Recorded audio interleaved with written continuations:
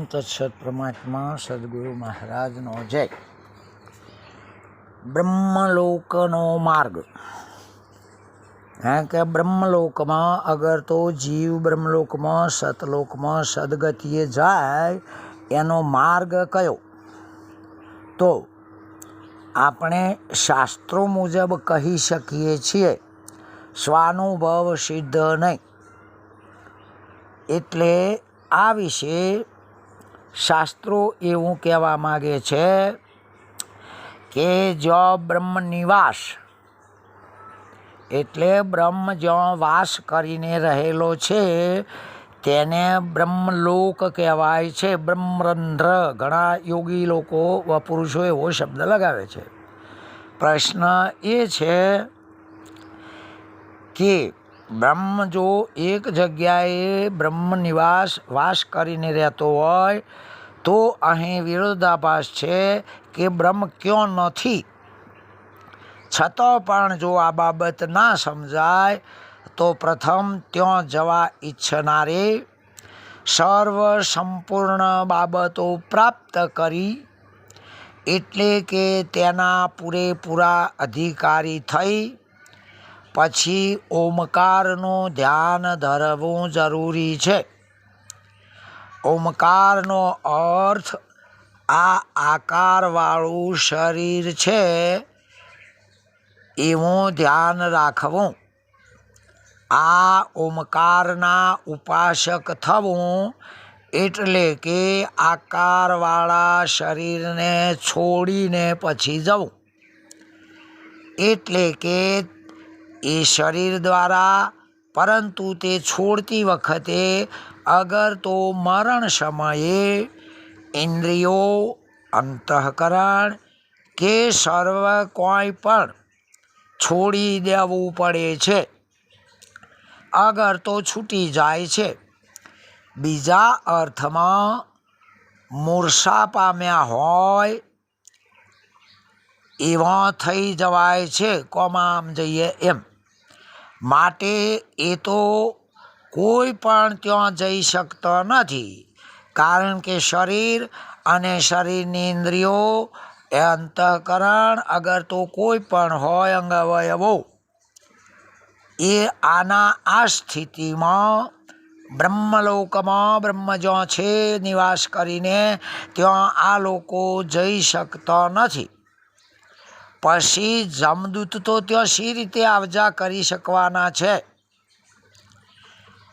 ત્યાં જમ જેવું કોઈ આવતું જ નથી.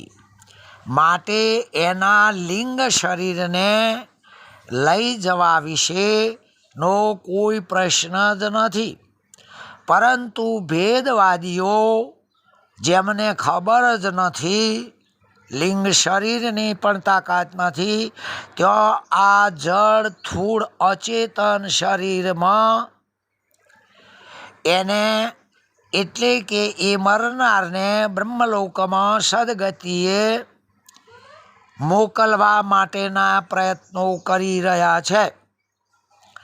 મહાપુરુષોએ, વિચારશીલ પુરુષો વિચારે છે કે જો કોઈના મોકલવાથી બ્રહ્મલોકમાં વાસ થઈ શકતો હોય, અગર તો અઠવાડિયે કે 2 મિનિટ 10 મિનિટ પછી એ શરીર છૂટતા જીવાત્માને આ લોકો જો બ્રહ્મમાં વાસ કરાવી શકતા હોય તો પછી પોતાના ઘરના અને સગા સંબંધીઓને કેમ નથી મોકલતા?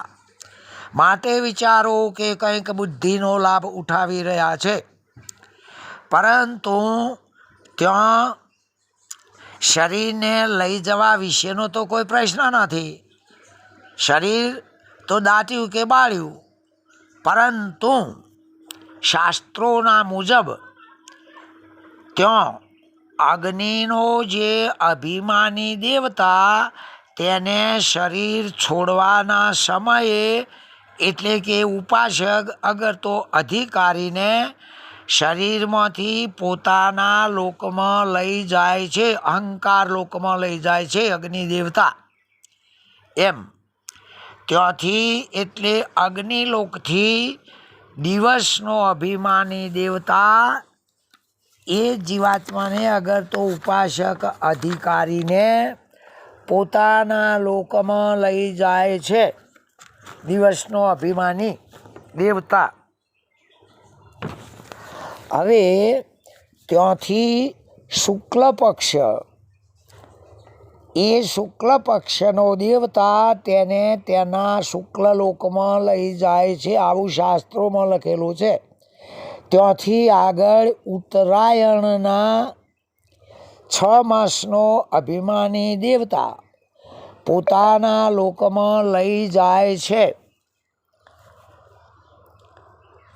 હવે અનુભવ વગર તો કહીએ શકાતું નથી, છતાંય આપણે છેતરાઈ જઈએ છીએ અને શાસ્ત્રોની બાબતોનું રહસ્ય ભેદ સમજી શકતા નથી, એટલે આપણી ઉલટી દશા બગડી જાય છે. માટે આ એક મનોરંજન કહો એ માટે આ મુદ્દો લીધો છે.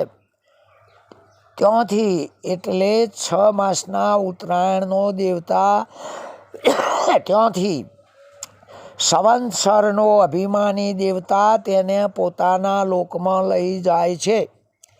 ત્યાંથી દેવલોકોનો અભિમાની દેવતા તેને પોતાના લોકમાં લઈ જાય છે.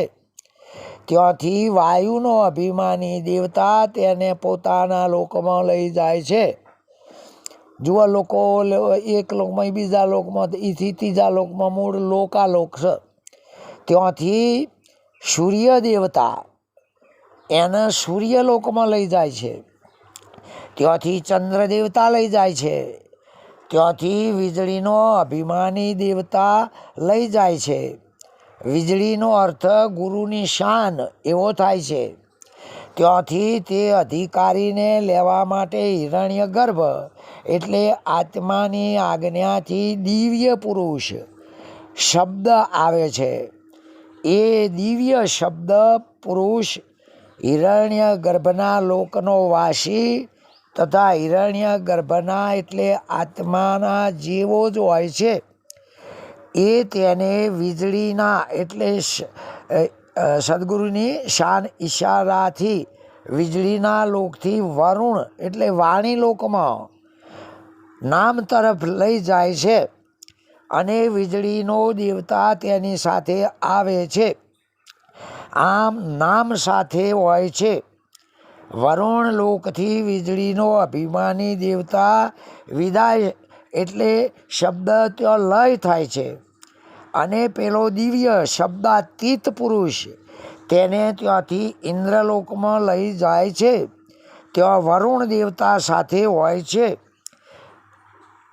ત્યાંથી ઇન્દ્ર દેવતા ઇન્દ્રિયોના એટલે ઇન્દ્રિયોના દેવોના દેવ પ્રજાપતિના લોકમાં ઇન્દ્રના દેવો પ્રજાપતિના લોક સુધી એ બેની સાથે રહે છે. ત્યાંથી પ્રજાપતિ દેવ એ બંનેની સાથે બ્રહ્મલોકમાં જઈ શકતો નથી. આમ દિવ્ય પુરુષની એટલે કે અનામ સાથે જ અધિકારી પુરુષને હું બ્રહ્મલોક પ્રાપ્ત થાય છે. અગર તો હું બ્રહ્મ છું એવો અનામ વસ્તુથી નામની સંજ્ઞાથી આવા પુરુષને બ્રહ્મ પ્રાપ્ત થાય છે. અર્થાત જીવ બ્રહ્મલોકમાં બ્રહ્મ સ્વરૂપ થઈ જાય છે.